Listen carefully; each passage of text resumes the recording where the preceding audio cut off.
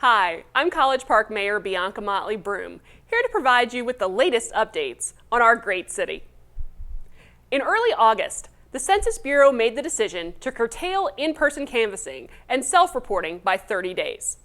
While we thought we'd have until October 31st to be counted, that deadline has now been moved to September 30th. We have less than 2 months to make sure College Park gets its share of federal funding, consideration for schools, roads, public safety, retail, and more. We have to have your participation in completing the 2020 census.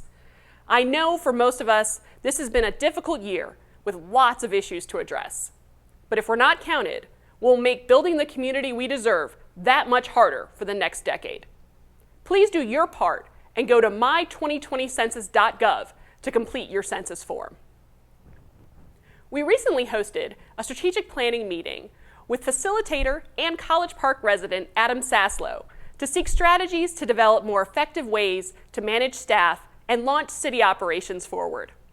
This was more than just a discussion, as programs, standards, and policies were created to benefit city operations. It's great to break down challenges with new strategies. The community should ultimately expect more efficiency as a result of us taking on this endeavor. It will take some time to incorporate all the changes, but we're on the road to positive gains. Mayor and Council recently joined Director of Airport Affairs Gary Young, as well as other members of our staff, to tour the ATL SkyTrain feeder routes next to the car rental facility in College Park. We're planning for our city's future to secure our reputation as a transportation hub for generations to come. I was proud to represent College Park in a recent press conference hosted by the Georgia Municipal Association and the National League of Cities to discuss the economic effects of the COVID-19 crisis on Georgia cities. I joined a distinguished group of mayors, Mayor Jim Thornton of LaGrange, Mayor Julie Smith of Tifton, and our good friend and neighbor, the president of GMA, Mayor Vince Williams of Union City, to advocate for the steps that need to be taken at the federal level to ensure cities, towns, and villages in Georgia remain essential to the national economic recovery. I would encourage each of you to reach out to our elected officials in Washington, D.C., to urge them to keep local governments in mind as they contemplate the next round of federal coronavirus funding. We've had to make some tough decisions in the last few months, and we're still waiting on direct federal funding to come College Park's way.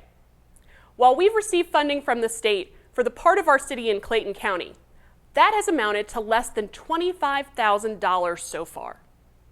We want to be able to be in a position to provide assistance to our businesses and our residents during this time. However, federal funding simply hasn't made it to local governments in the way people believe. We have a chance to make our voices heard.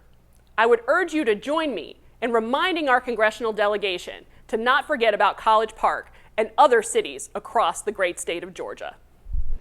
The City of College Park has partnered with new diagnostic labs for COVID-19 testing. We know some of you have had trouble getting results from prior tests, which is why we've moved in this direction.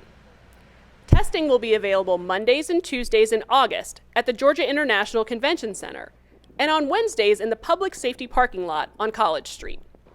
We'll also have testing available on Thursdays at various locations throughout the city. Fulton County has also opened testing at Sullivan Road in College Park with capacity to test up to 5,000 people daily. For more information, visit fultoncountyga.gov. We've got lots of good news to share about our residents and community partners stepping up to make College Park a better place. I want to thank the True Foundation and others for their support of our residents during this time of need. On Thursday, August 6th, they hosted a produce giveaway at the Wyatt Recreation Center. We were able to assist dozens of families with healthy, nutritious food.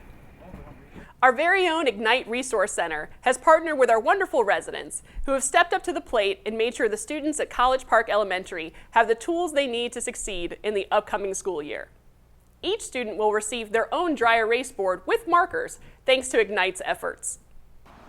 Our Main Street State Farm representative, Ray Coleman, has started a virtual back-to-school drive for College Park Elementary students where you can purchase backpacks, student supply kits, and teacher supply kits to support our school.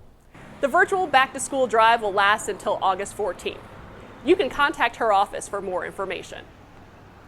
Residents Ryan Kelly and Fritz Engelman noticed a need in our city and paired together to make commutes a little easier for those who take public transportation. Mr. Kelly built and has maintained a bench at the bus stop on East Main Street heading into East Point, and Mr. Engelman donated a bus shelter for the same stop. We're grateful to everyone who's working to make College Park the community we deserve. That gratitude especially extends to our police department, which had a very special ceremony recognizing the valor of 2 officers recently. On April 4th of this year, Sergeant Chuck Landrum was pursuing a murder suspect on a chase that led through the Tri-Cities. When the suspect crashed his vehicle, he also fired a shot into Sergeant Landrum's vehicle. The bullet hit Sergeant Landrum in the neck. Thanks to the quick thinking of Sergeant Stephen Dunn and others on the scene, Sergeant Landrum was transported to Atlanta Medical Center, where he was treated for his wound, and he was back on the job several weeks later. Sergeant Landrum received a Purple Heart, and Sergeant Dunn received an award of meritorious service on August 6th.